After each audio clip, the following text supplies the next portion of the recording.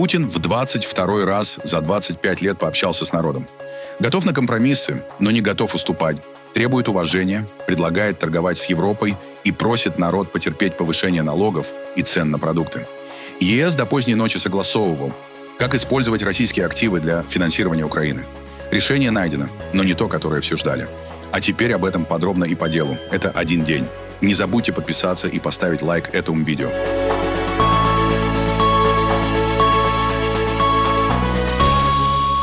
Владимир Путин провел 22-ю прямую линию с народом с момента своего прихода к власти четверть века назад.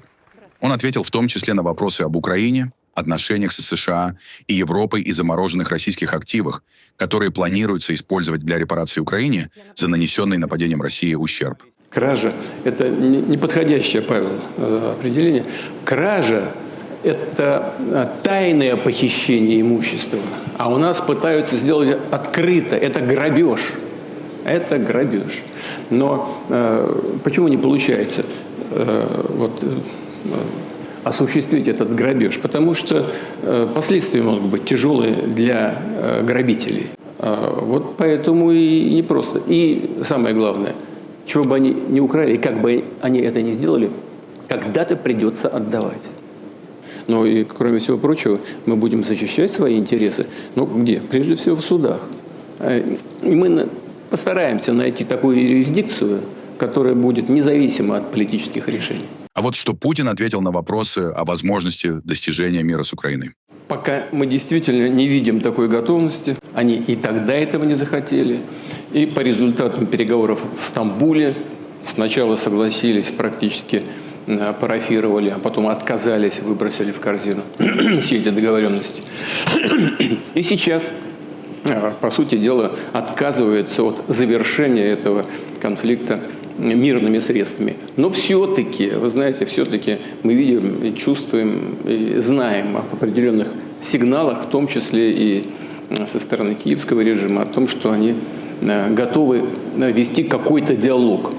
Единственное, что я хочу сказать, мы тоже всегда об этом говорили, мы готовы и хотим завершить этот конфликт мирными средствами на основе тех принципов, которые были изложены мною в июне прошлого года в Министерстве иностранных дел Российской Федерации и при устранении первопричин, которые привели к этому кризису. Виктория Сенкевич, телеканал «Первый информационный», биотелерадиокомпания. Действительно, мы на силу России опираемся. Орешник заступает на боевое дежурство в эти дни в Беларуси. Благодарим.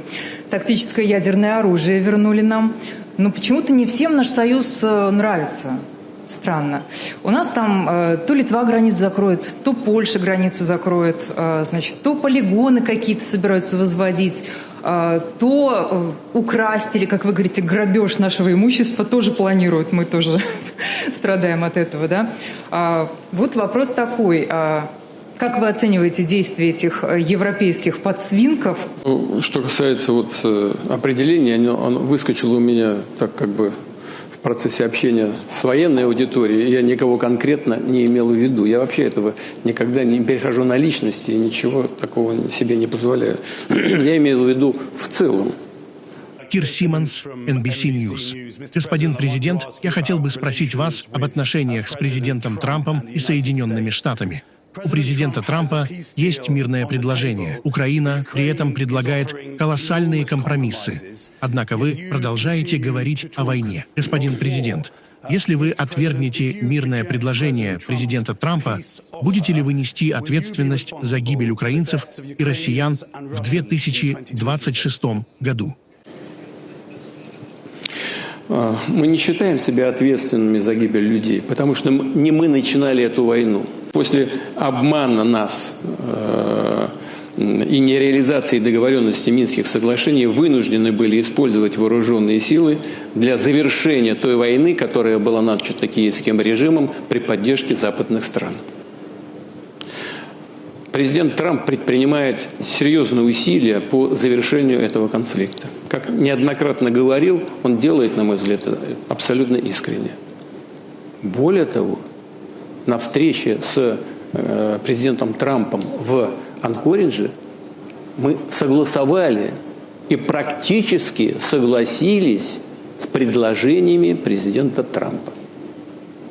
Поэтому говорить о том, что мы что-то отвергаем, абсолютно некорректно и не имеет под собой никаких оснований. Целиком и полностью, мяч целиком и полностью на стороне наших западных оппонентов, так скажем, прежде всего главарей киевского режима и их, в данном случае, прежде всего, европейских спонсоров. Мы готовы и к переговорам, и к завершению конфликта мирными средствами. Стив Розенберг, BBC News. Вопрос о будущем России. Какое будущее вы планируете, вы строите для своей страны и для своего рода? В этом будущем будет ли, вот как сейчас, караться законом любое публичное несогласие с официальной линией? Будет ли усиливаться еще поиск врагов и внешних, и внутренних? И в этом будущем будет ли все чаще отключаться мобильный интернет по стране? Будут ли еще новые специальные военные операции? Или Россия пойдет по другому пути? Вот я помню, вы говорили когда-то, что будущее наше в наших руках, то есть в руках всех. Но практически вся власть в России в ваших руках. Значит, в большой степени и будущее тоже. Так каким оно будет, что впереди, продолжение того, что сейчас видим? Спасибо. Значит, смотрите, каково будет будущее России? Будут ли караться, как вы сказали, законом действия или люди, которые не согласны с действиями властей? Вы имеете, видимо, в виду наш известный закон, который постоянно подвергается критике, об иноагентах. Уважаемый коллега, я хочу обратить ваше внимание, что это не наше изобретение. Этот закон был принят в целом ряде западных государств, в Соединенных Штатах еще в 30-е годы прошлого века. И эти все законы, в том числе и закон Соединенных Штатов, являются гораздо более жестким. Там предусмотрено уголовное наказание вплоть до лишения свободы за деятельность в политической сфере при финансировании из-за рубежа. У нас нет ничего подобного. Наш закон требует только одно – заявить, если вы занимаетесь политической деятельностью, заявить об источниках финансирования. У нас нет репрессий и уголовного преследования. Мы готовы с вами работать. И с Великобританией, и с Европой в целом, и с Соединенными Штатами. Но на равных, при уважительном отношении друг к другу. Кстати говоря, если в конце концов на это выйдем, то выиграют от этого все. Но все-таки мы занимаем 4-е место в мире по паритету покупательной способности. 4-е. После Китая, Соединенных Штатов и Индии. Дальше идет Россия. Обращаю на это ваше внимание. За нами Япония и Федеративная Республика Германия. Великобритания, которую вы представляете, занимает сегодня, к сожалению, только 8-е, 7-е, 8-е или 9-е место. А вот какие еще вопросы интересовали россиян? Жителей страны, находящейся, по словам Владимира Путина, на 4-м месте в мире по покупательной способности. Мы понимаем прекрасно, что страна находится в непростой ситуации. Мы смотрим в будущее, честно говоря, без оптимизма.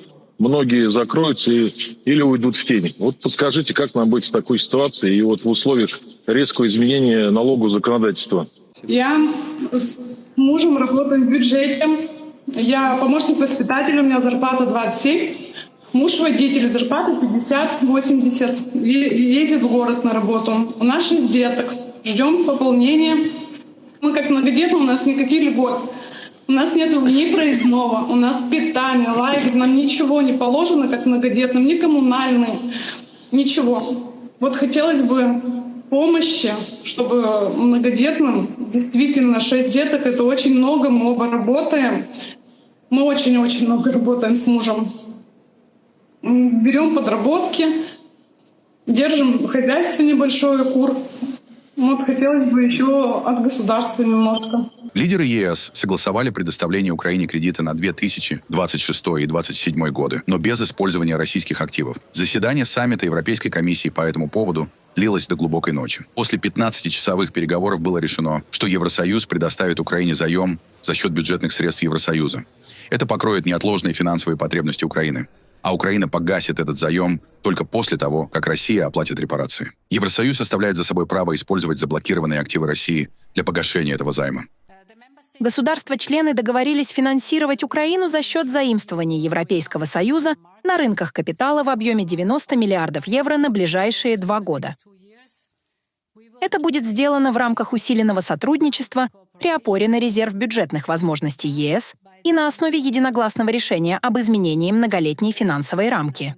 Аналогично репарационному займу, здесь крайне важно, что Украина будет обязана возвращать этот кредит только после получения репараций.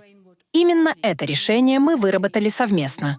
Как мы уже обсуждали в последние недели, финансирование Украины после 2027 года станет частью переговоров по следующей многолетней финансовой рамке. Мы предоставим кредит под гарантией бюджета Европейского Союза. Это позволит закрыть срочные финансовые потребности Украины. При этом Украина будет возвращать этот кредит только в том случае, если Россия выплатит репарации.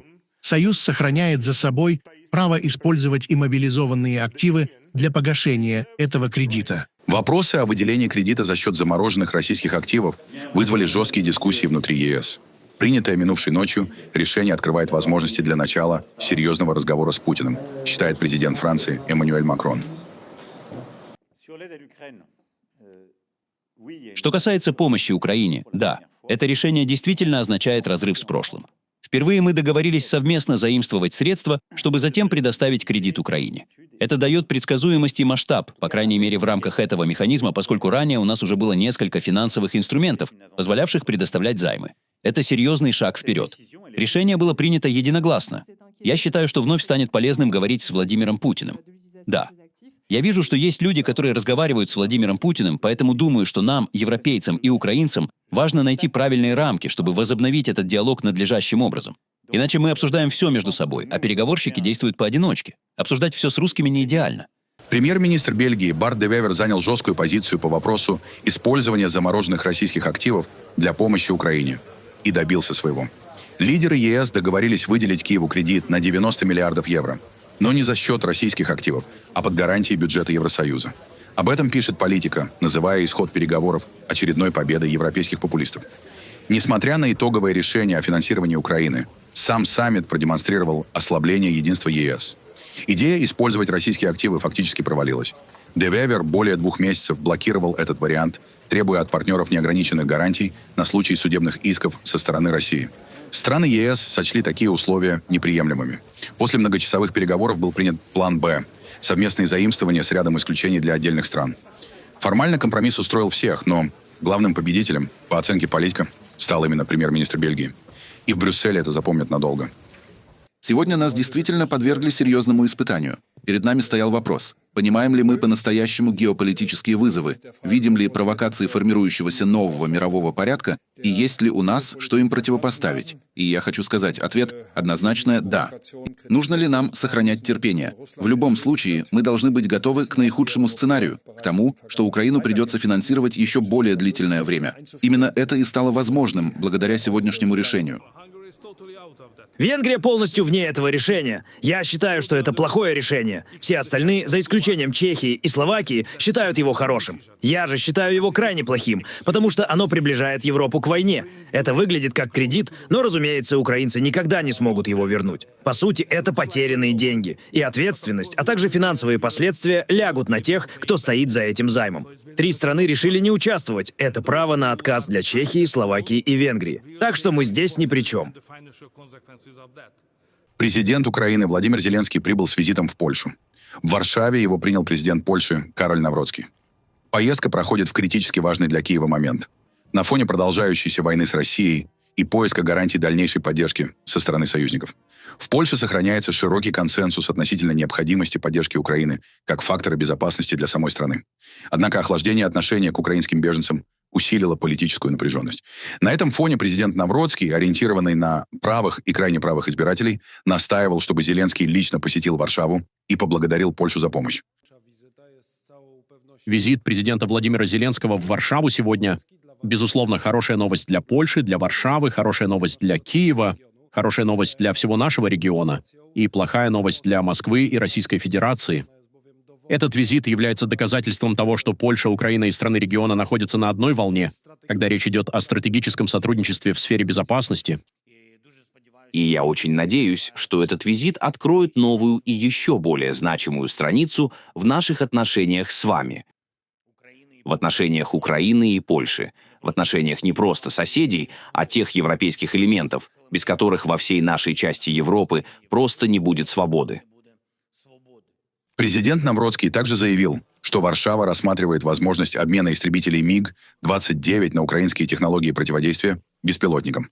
По его словам, речь идет о симметричном стратегическом партнерстве.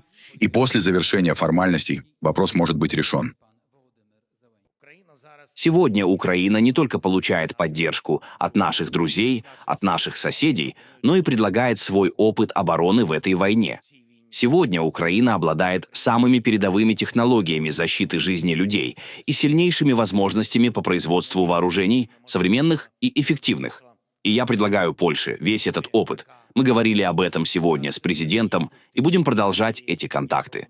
Мы хотим использовать весь этот опыт в солидарности для укрепления наших государств, нашего региона, нашей Европы. Украина предлагает Польше консультации по защите от дронов. Мы знаем, как противостоять каждому из существующих типов беспилотников. При этом очевидно, что, исходя из принципа взаимности, в рамках которого мы находимся, и сегодняшняя встреча является тому подтверждением, мы стремимся к симметричному стратегическому партнерству. Предстоящий обмен МиГ-29 на системы противовоздушной защиты не противоречит нашей политике. Поэтому после завершения всех формальностей я считаю, что этот вопрос будет урегулирован.